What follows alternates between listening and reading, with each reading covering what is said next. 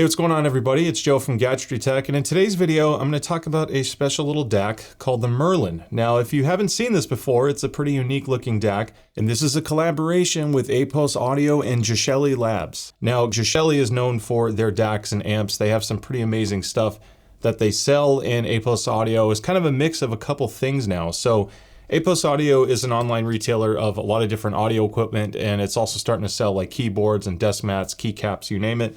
So kind of like a lifestyle brand for what a lot of hobbyists are typically into, because I think there's a huge overlap in headphones and audio and the keyboard space. So it's kind of cool that APOS has embraced that. But these collabs are like a new thing in the past couple of years where they're trying to work and do like a grassroots thing, kind of like what Massdrop used to do back in the day, and come up with some unique products. So because of that, these aren't designed to sell in the tens of thousands. I'm sure both brands would love that. But they're unique, they're specialty products, and they're kind of built and spec'd as such. For starters, let's just talk about the chassis right off the bat. It is a very open chassis, and it's frankly just plexiglass with some metal rods, and it exposes the entire PCB as well as the I/O and the switches. If I were to plug this in, there's a little barrel connector on the back here, so I'm going to insert that, and this is a 12 volt power input. If I flick the left switch, that's going to turn it on, and you see this wonderful little LED. This LED represents the input. So right now it's labeled, this is the SPDIF or a SPDIF coaxial input on the back. And if I flip it up, now I'm in the USB DAC mode. Obviously this is a pretty rustic way of interfacing with a DAC, but again, that's part of the intent and part of the appeal because it kind of goes in line with the matching tube amp that you can get if you want to stack these. And this is the Gremlin. I did a review on the Gremlin in the past. I'll make some mention of it later in this video. They were designed to work with each other, but both of these work independently of each other, no problem at all. The back of this DAC is pretty straightforward. From a traditional DAC standpoint, you have power, which means it's not actually pulling power from USB to work. It has its own dedicated. This is a 12 volt 2 amp power supply. You have the XLR balanced output, the single-ended pair of RCA outputs, your SPDIF coaxial input, and then USB-C. Both pre-outs are active simultaneously. There's no way to disable or change that, so you will always have XLR and the RCA working in tandem. It was kind of nice for a test that I was doing, which is going to get into the sound quality shortly, but because you can output both, you can have maybe use this as your DAC for your speakers and then control the volume on the speakers, and the other output can be going to your actual amplifier, whether it's the Gremlin or something different. One cool and special thing about the Merlin is the balanced output at this price range. It's not super common in DACs at the $200 price range, and it's slowly becoming more of a thing now. And in the $300 and up range, you're starting to see more all-in-one amp DACs also include a balanced output. So it was a little bit more unique when it first came out, but it is still a noteworthy selling point of this because the balanced output can give you a little bit more overhead or maximum volume depending on what amp you're connecting it to. Maybe you have powered speakers or just a system that likes high gain on the input side, or at least it wants a strong voltage on the input side. I did measure this with a multimeter and I got 2 volts on the RCA pre-out and 4 volts on the balance side just because of that differential from, you know, your positive to your negative voltage, because that's in a simple sense how balance works. So it's nice to see that we're within spec of what we expect here, and that's going to give you the best performance for gear designed to take advantage of that. Now this uses the AKM AK4493 DAC module. I tend to prefer AKM DACs, but it's really not the whole picture, and a lot of new stuff lately, whether it's using Cirrus DACs, ESS, Burr Brown. We've had a lot of evolution in the DAC side of things to a point where even super cheap DACs can sound fantastic. However, with all that being said, AKM has been one of my favorites, at least especially before the fire happened in their warehouse. They were a little bit more ubiquitous, and I tend to like AKM products for just the way they sound. It's a really nice balance of clarity and warmth and not being like too abrasive sounding. But you know, the DAC is not the whole picture. The entire package is going to affect how it performs and sounds, but at least it's starting with a really good chip. Now this guy uses an Amanero 768 USB module, which sounds like an Italian pepper, and I've said habanero. This is like my third take saying that name. But the Amanero 768 module, it's got a few advantages. It supports PCM 768, native DSD 512, and on the SPDIF side, the coaxial input side, it helps with jitter performance, which isn't really a thing as much lately for me. I haven't run into a lot of jitter issues on other stuff I've tried. Usually some TVs, like some older LGs, had some jitter problems, but those used optical. I wasn't using coaxial. So I couldn't really replicate any type of effect where jitter would even be a thing. And it works. So, you know, there's a switch to toggle it on and off. I primarily use this as USB, but it is worth pointing out that they did pay attention to that. So when you start looking at this type of spec sheet, you know, between AKM, the USB module, the balanced output, all of that, for 225, it actually starts becoming quite a good option to consider, regardless of how it looks, which is going to be personal preference, but the specs are there from a performance side. As far as sound quality goes, naturally, I wanted to try it with the Gremlin amp I reviewed last year, and this thing is freaking awesome. This is probably the best like entry-level tube amp you can get under 500 bucks, and this is significantly less than that. So it's super fun. It comes with matched tubes. It looks unique. And the idea that it's open isn't so much a problem because it's a tube system. You kind of want that. And when I say tube amp, this isn't using the tubes to power the headphone. This is tube on the preamp filter side of things, and then it's using a solid state on the output transformers. So there are some advantages that you actually get more durability.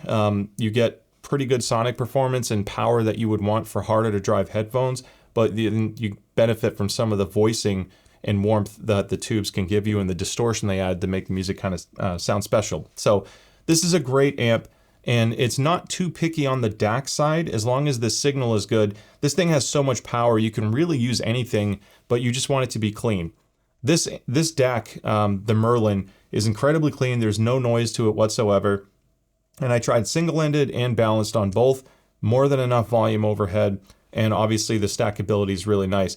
The voicing on the Merlin is kind of special because the reason why I brought these out, by the way, is because this is the only way I could really clearly demonstrate or understand if there is a voicing change on the Merlin or if it's placebo and I'm just liking this because it looks similar. So there are a lot of cases where I just can't hear the difference with this to even more expensive amps or DACs and less expensive DACs. So I'm not here to lie to you and tell you that this is guaranteed to do a certain thing.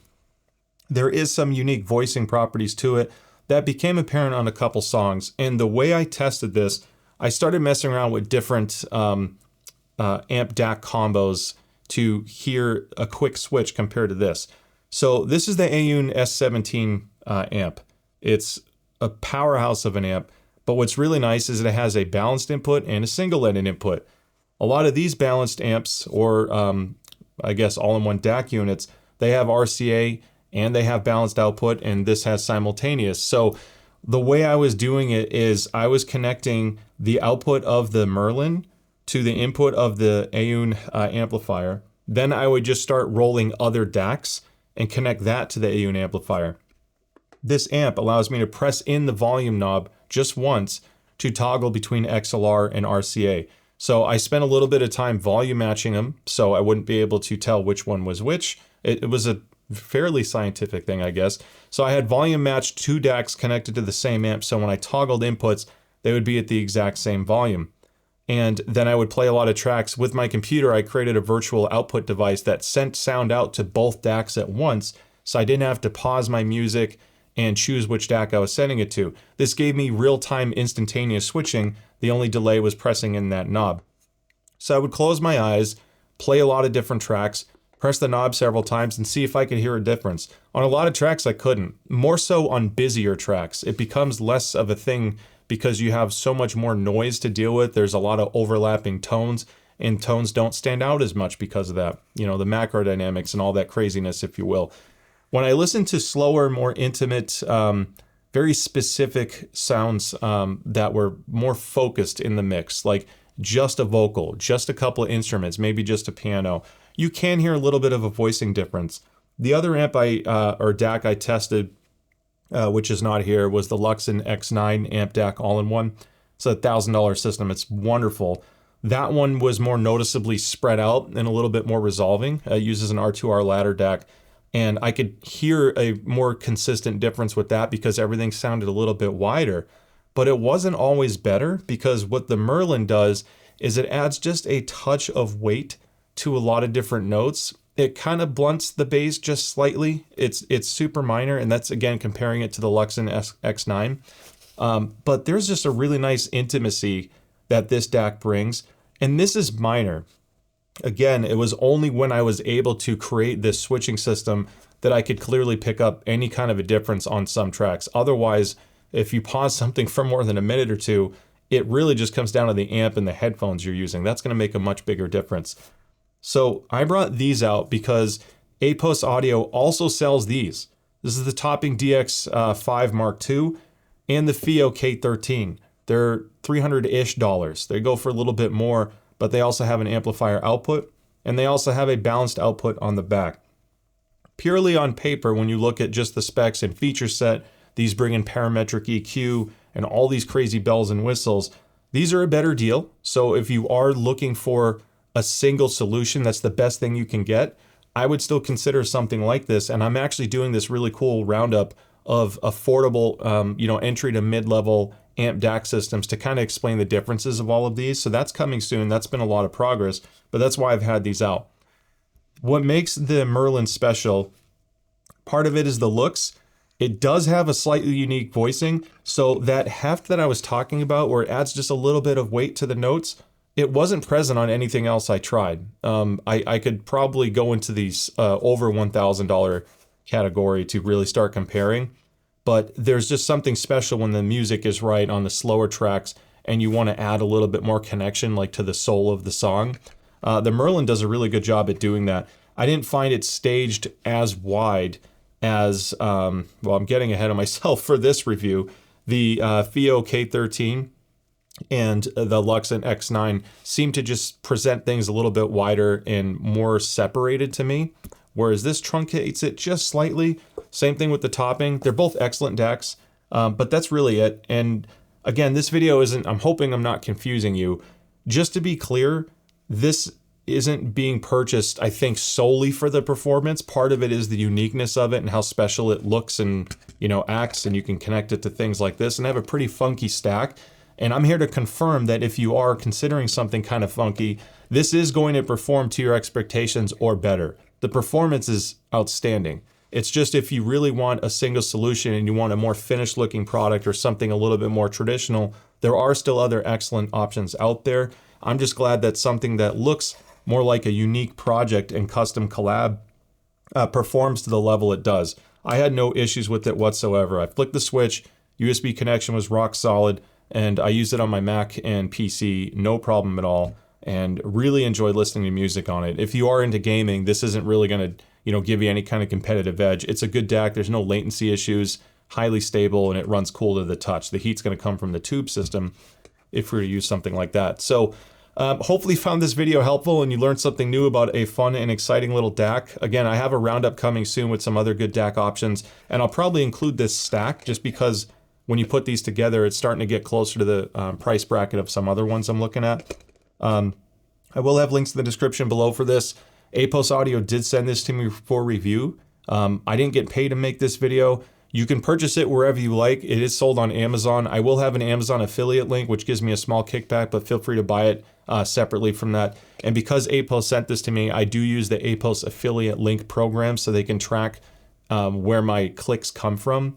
Again, you don't have to use that either. I just want to disclose how it works. It's not like I'm getting paid this huge chunk every time one gets sold. I'm just doing that for tracking to kind of respect the relationship I have with APOS so they know if the video is producing any visits or not. So thank you so much for watching. Don't forget to like and subscribe. Love to see you in some future videos. Stay safe, and I will see you next time. Bye.